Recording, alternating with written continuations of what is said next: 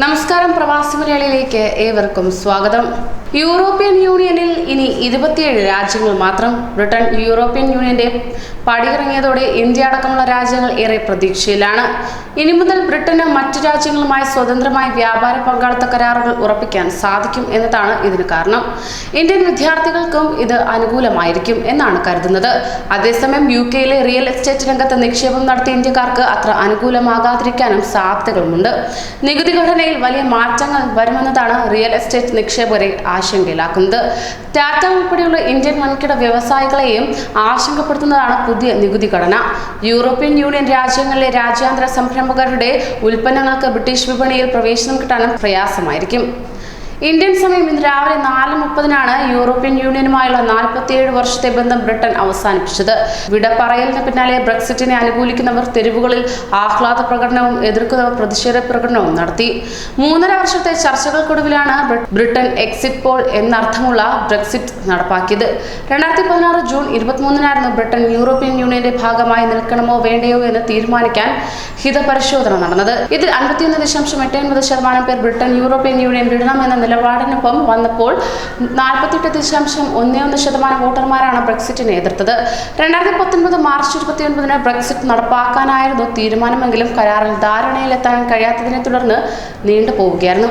European യൂണിയനിൽ നിന്നുള്ള പുറത്തുകടക്കൽ ഒരിക്കലും ഒരു അവസാനമല്ലെന്നും മറിച്ച് ഒരു തുടക്കമാണെന്നും പ്രധാനമന്ത്രി ബോറിസ് ജോൺസൺ പറഞ്ഞു. യൂറോപ്യൻ യൂണിയൻ ചെയ്ത കാര്യങ്ങളെ തള്ളിപ്പറയുന്നില്ലെന്നും അദ്ദേഹം പറഞ്ഞു. ബ്രിട്ടൻ യൂറോപ്പിന് പുറത്തു കടക്കുമ്പോൾ ആഗോള വിപണിയിൽ സംഭവിക്കുന്ന മാറ്റങ്ങൾ എന്തായിരിക്കുമെന്നാണ് ലോകം ഉറ്റുനോക്കുന്നത്. നികുതി ആനുകൂല്യങ്ങൾ നഷ്ടമാകുന്ന കമ്പനികളും ധനകാര്യ സ്ഥാപനങ്ങളും UK-യിൽ നിന്ന് യൂറോപ്പിലെ മറ്റേതെങ്കിലും രാജ്യത്തേക്ക് പ്രവർത്തനം മാറ്റാൻ സാധ്യതയുമുണ്ട്. അങ്ങനെയെങ്കിൽ നികുതി താരതമ്യേന കുറവായ അയർലൻഡിലേക്കായിരിക്കും സാമ്പത്തിക സ്ഥാപനങ്ങൾ മാറുക എന്ന് വിലയിരുത്തുന്നു. എയർബസ് ഓഫീസ് ഫ്രാൻസിലേക്ക് മാറ്റുമെന്നാണ് സൂചന. യൂറോപ്യൻ യൂണിയൻ വിടാൻ UK-യെ ഏറ്റവും അധികം പ്രേരിപ്പിച്ച US പ്രസിഡന്റ് ഡൊണാൾഡ് ട്രംപ് UK-യുമായി പുതിയ വ്യാപാര ഉടമ്പടിക്ക് തയ്യാറായേക്കാം എന്നുള്ള പ്രതീക്ഷയും ലോകരാജ്യങ്ങൾ പുലർത്തുന്നു. ഉഭയകക്ഷി വ്യാപാര കരാറിന് തയ്യാറാണെന്ന സൂചനയുമായി US state secretary Mike Pompeo അടുത്തിടെ UK-യിൽ എത്തിയിരുന്നതും ഇതിന്റെ സൂചനയായി കണക്കാക്കാം. വേർപിരിയൽ നടപടികൾ പൂർത്തിയാക്കാൻ ബ്രിട്ടനും യൂറോപ്യൻ യൂണിയനും ഇടയിൽ 11 മാസത്തെ സമയം കൂടിയുണ്ട്. പൂർണ്ണാർത്ഥത്തിൽ ബ്രിട്ടൻ യൂറോപ്യൻ യൂണിയനിൽ നിന്ന് വേർപിരിയുക ഡിസംബർ 31. അതുവരെ ജനങ്ങളുടെ സ്വാതന്ത്ര്യ സഞ്ചാരമടക്കമുള്ള യൂറോപ്യൻ യൂണിയൻ നിയമങ്ങൾ ബ്രിട്ടനും ബാധകമായിരിക്കും. ബ്രെക്സിറ്റ് പൂർണ്ണമായി നടപ്പാക്കുന്നതുവരെ ബ്രിട്ടനിലെ ജനങ്ങളുടെ ജീവിതത്തിൽ പെട്ടെന്ന് വലിയ മാറ്റങ്ങൾ ഉണ്ടാകില്ല. അടുത്ത 11 മാസം കൂടി നികുതി ഘടനയും യാത്രാ സംവിധാനവും വ്യാപാരവും നിലവിലെ രീതിയിൽ തുടരും. ബ്രിട്ടീഷ് പൗരന്മാർ മറ്റ് യൂറോപ്യൻ യൂണിയൻ രാജ്യങ്ങളിൽ എത്തുമ്പോൾ പാസ്പോർട്ട് കസ്റ്റംസ് പരിശോധനയിൽ നിലവിലുള്ള പരിഗണന തുടരുന്നതായിരിക്കും. ഡ്രൈവിംഗ് ലൈസൻസിനുൾപ്പെടെ പരസ്പരമുള്ള അംഗീകാരം തുടരും. മറ്റ് യൂറോപ്യൻ രാജ്യങ്ങളിലെ ബ്രിട്ടീഷ് പൗരന്മാർക്ക് പെൻഷൻ ഉൾപ്പെടെയുള്ള ആനുകൂല്യങ്ങളും തുടരും.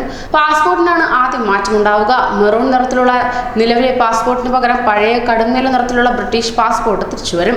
ബ്രിട്ടൻ ബ്രെക്സിറ്റ് സ്മൃതി നാണയങ്ങൾ പുറത്തിറക്കും. ഏതായാലും ഇപ്പോൾ ബ്രെക്സിറ്റ് യാഥാർത്ഥ്യമായതോടെ ആഘോഷവും പ്രതിഷേധവും ഒപ്പത്തിനൊപ്പം ആയി തുടരുകയാണ്.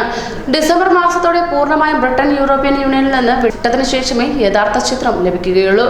കൂടുതൽ പ്രവാസി വാർത്തകൾക്കായി ഈ ചാനൽ സബ്സ്ക്രൈബ് ചെയ്യൂ.